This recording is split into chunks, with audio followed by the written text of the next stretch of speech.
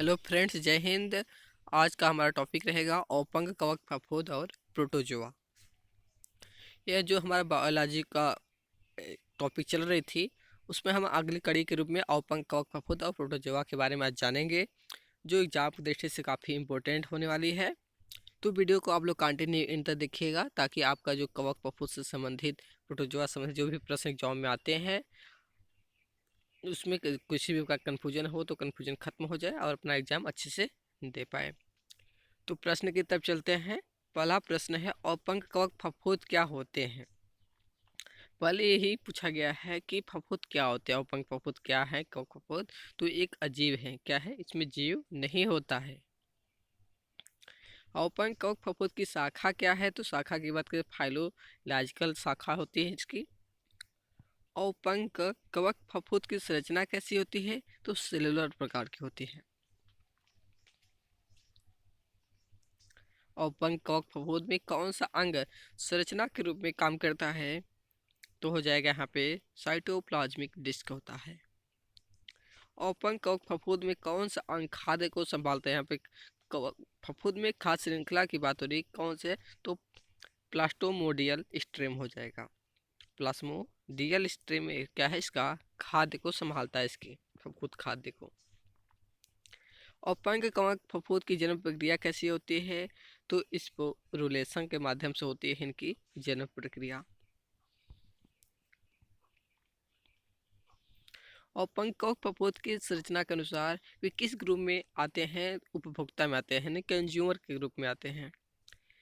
औपंग कवक फफूंद की संरचना में कौन सा अंग दिखने में टांग के आकार में होता है, तो फिब्रिल होता है। औपंग कवक फफूंद की संरचना में कौन सा अंग खंडों में बढ़ता है, तो स्टॉक हो जाएगा। औपंग कवक फफूंद की संरचना में कौन सा अंग संकुचित होता है, स्टॉक भी होता है। औपंग कवक फफूंद की संरचना में कौन सा अंग है जो नाइट्रोजन संबंधी क्रियाएं को संभालता है, तो निट्रोजेनेस हो जाएगी यहाँ पे। औपंग कवक फफूंद में कौन सा अंग विकिरण द्वारा खाद्य को पचाता है, तो माइकोरिजा।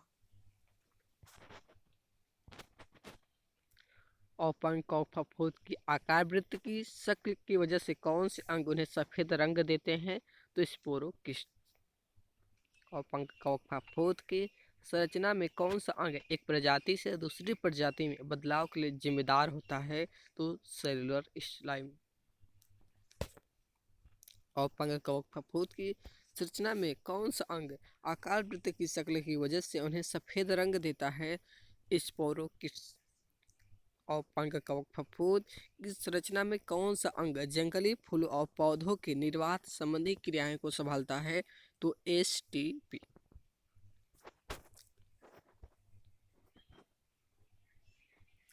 औपंग कवक फफूंद की संरचना में कौन सा अंग खंडों में बंटने से खाद्य का पारगमन संभव होता है, प्लास्मोडियम हो जाएगा यहाँ पे।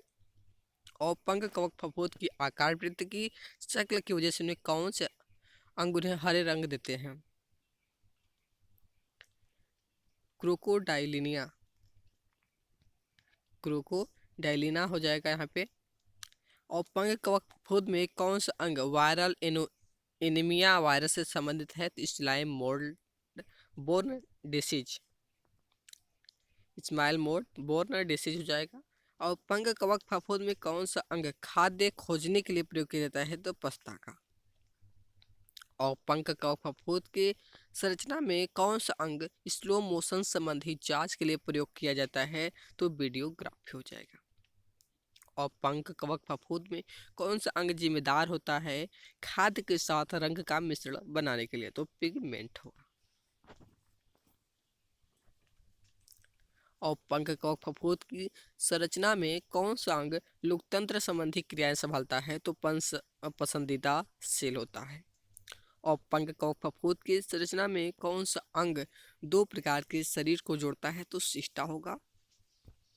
और पंख कवक फफूंद में कौन सा अंग तरल रूप से फैलता है, प्लास्मोडियम। और पंख कवक फफूंद की संरचना में कौन सा अंग दिग्गज संबंधी जांच के लिए प्रयोग किया जाता है, तो इकाई 2 इकाई जड़ी बूटी होता है। और पंख कवक फफूंद की संरचना में कौन सा अंग रासायनिक उत्तर देता है? रासायनिक संबंधी परीक्षण। और पंख कवक फफूंद में कौन सा अंग निरंतर अदला बदली करता रहता है? तो स्पोरेगियम। और पंख कवक फफूंद में कौन सा अंग प्रकाश के प्रतिबिंबों के माध्यम से जांचा जाता है? तो इलेक्ट्रॉन माइक्रोस्कोपी। और पंख कवक फफूंद की संरचना में कौन सा अंग रेखांकन से संबंधित होता है? तो स्पोरेगियम हो जाएगा यहाँ पे। और पंख कवक फफूंद की संरचना में कौन सा अंग दुनिया भर में फैलता है? तो स्पोर हो जाएगी।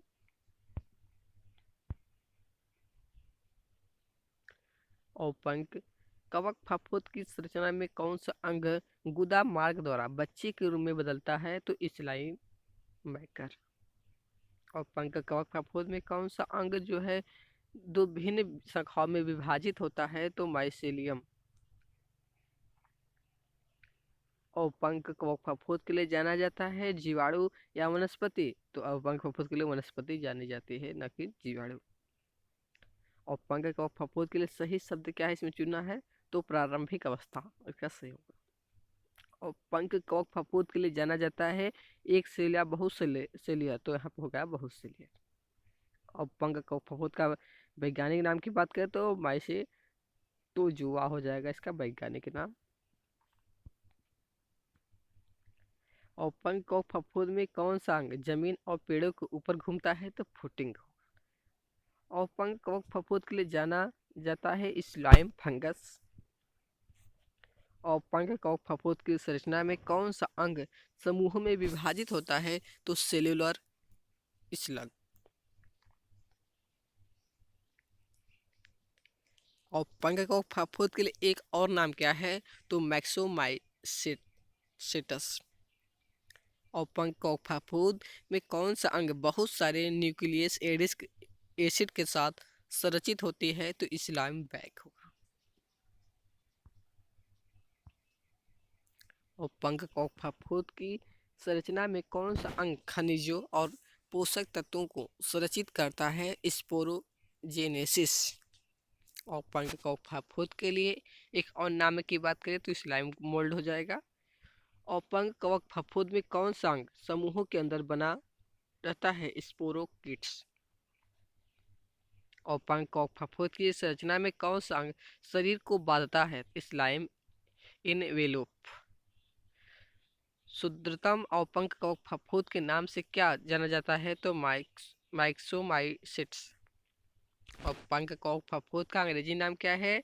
स्लिम मोड्स का है, स्लिम मॉडल्स। और पंख कवक फफूंद के अंदर कौन सा समूहों को संचालित करता है? प्लाज्मोडियम।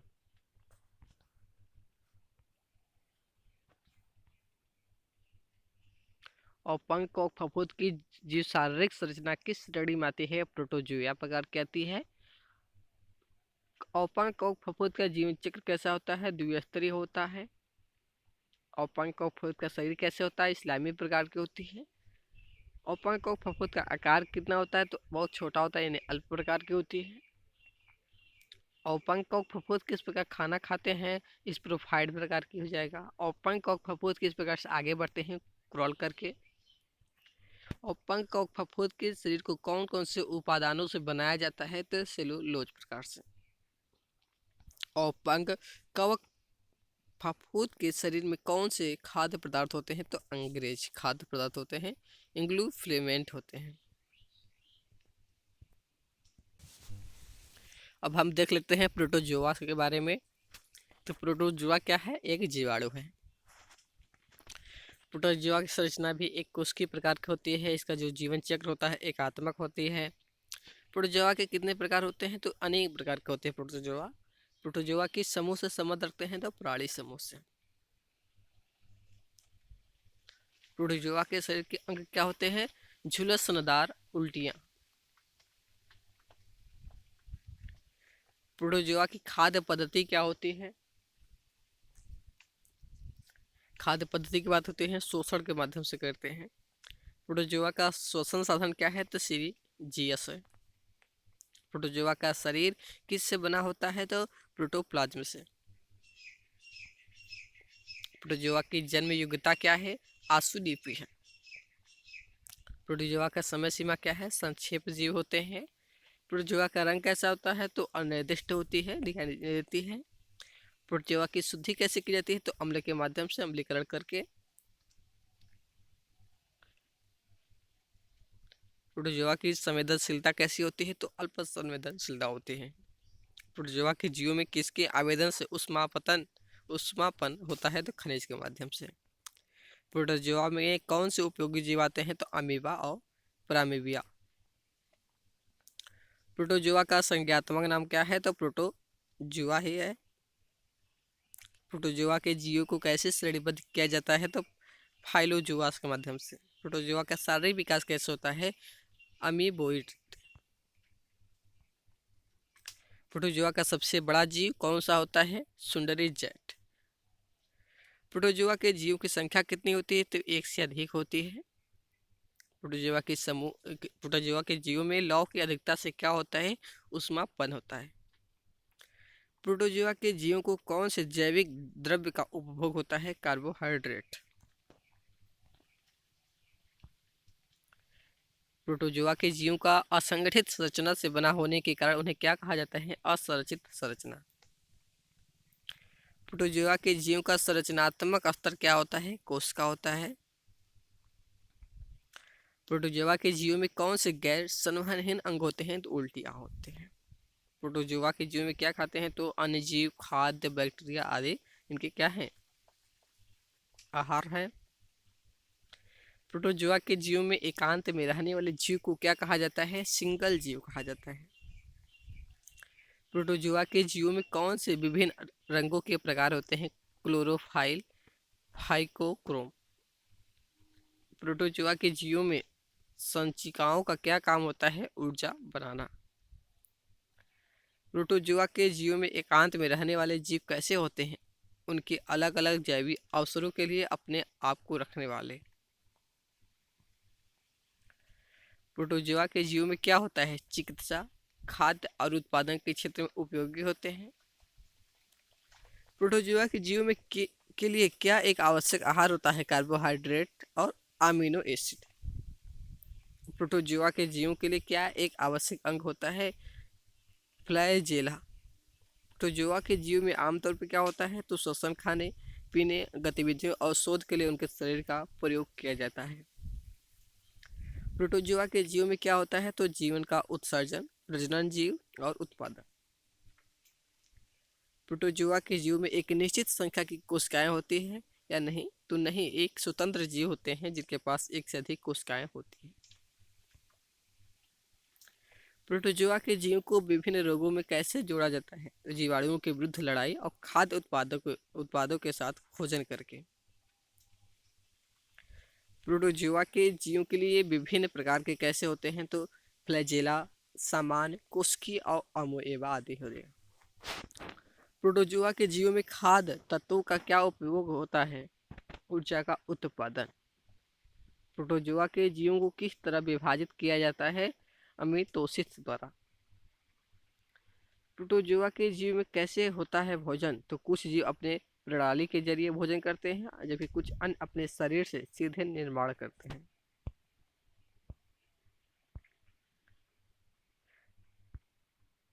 प्रोटोजोआ के जीवों में संचय किसे कहा जाता है? तो शरीर के अंदर या बाहर कुछ खाद्य पदार्थों को जमा करने की क्षमता होती है, उसे संचय कहते हैं।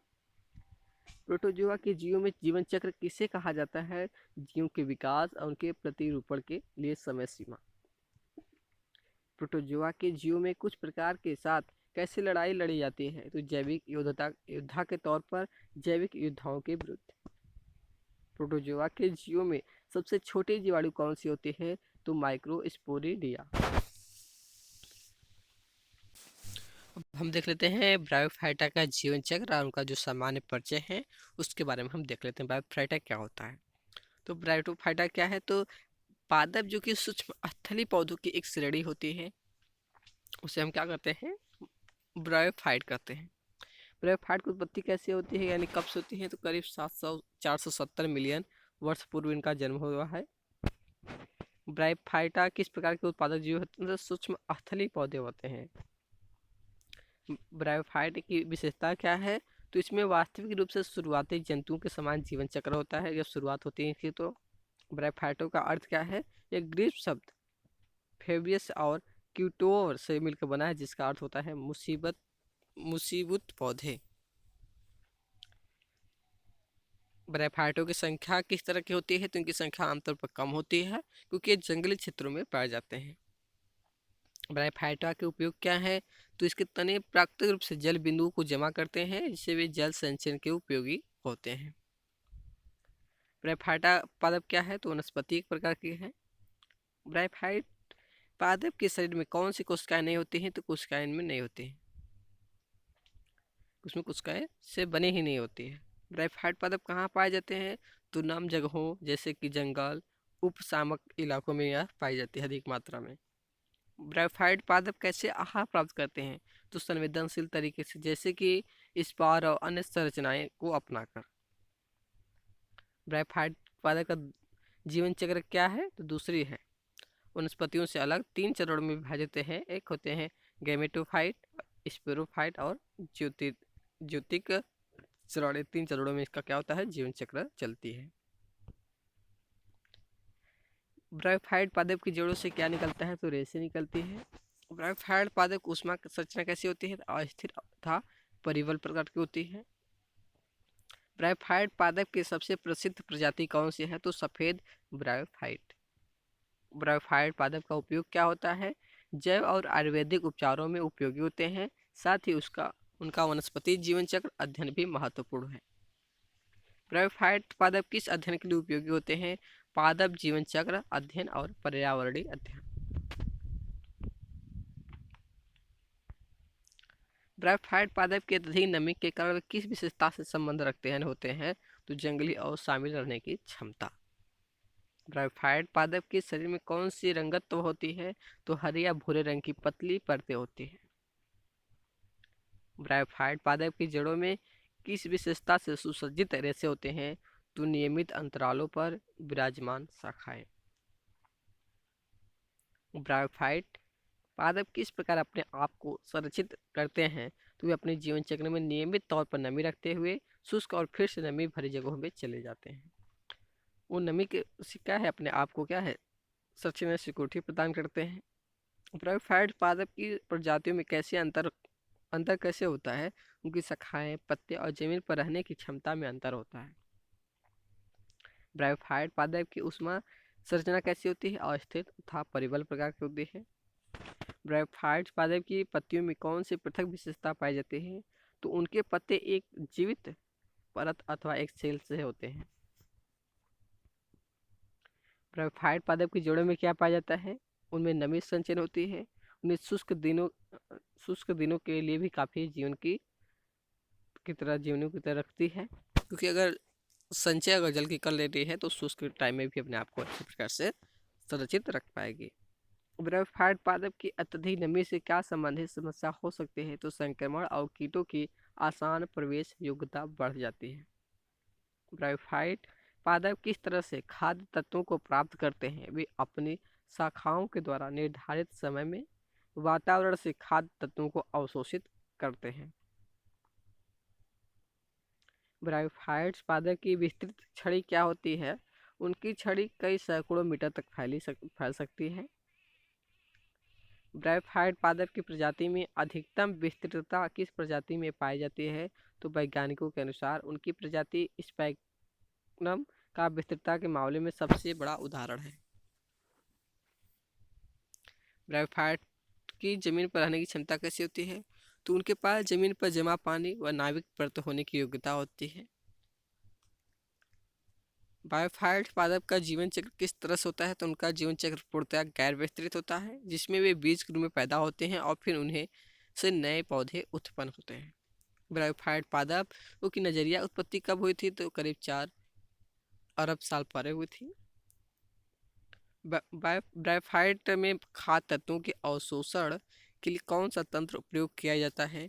तो वे खाद्य तत्वों को अवशोषित करने के लिए थैलोजी नामक तंत्र का प्रयोग करते हैं।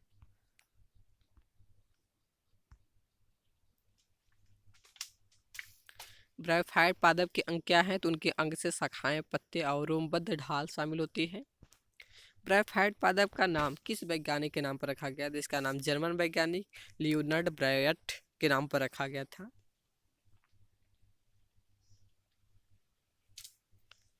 ब्रायोफाइट पादपों को खारे पानी में कैसे बढ़ाया जा सकता है? तो खारे पानी में उन्हें उपयुक्त वातावरण का उन्हें आसानी से बढ़ाया जा सकता है। ब्रायोफाइट पादपों की उत्पत्ति किस परिवेश में हुई थी? तो विषाणु जीव परिवेश में हुई थी। ब्रायोफाइट पादप की संरचना किस संरचना से मिलती है? तो उनकी संरचना अलग अलग सब्जियों जैसे सब्जी, घास और फूलों से मिलती है। ब्रायोफाइट के आकार और कैसी होती है? तो इनके आकार चूहों जैसा होता है। उनका रंग हरा या भूरा होता है। ब्रायोफाइट पादपों की प्रमुख विशेषता की बात करें तो इसमें छेड़ वस्तुओं को अवशोषित करने की विशेषता होती है, इसलिए उन्हें लंबे समय तक जीवित रखा जा सकता है। ब्रायोफाइट पादपों की संख्या क्या है? तो ये पृथ्वी के ज़्यादातर क्षेत्रों में पाए जाते हैं और उनकी जनसंख्या के मामले में सबसे अधिक होते हैं। तो फ्रेंड्स, आज का वीडियो हम यही सब समाप्त करते हैं। अगर आपको ये वीडियो पसंद आई होगी तो वीडियो को लाइक करिएगा, अपने दोस्तों तक शेयर करिएगा और कमेंट बताइएगा कि आपको ये वीडियो कैसा लगा। जो वीडियो को कंटिन्यू आप देखिएगा ताकि आपका कोई भी कन्फ्यूजन ना रहे। तो थैंक्स, कीप वॉचिंग।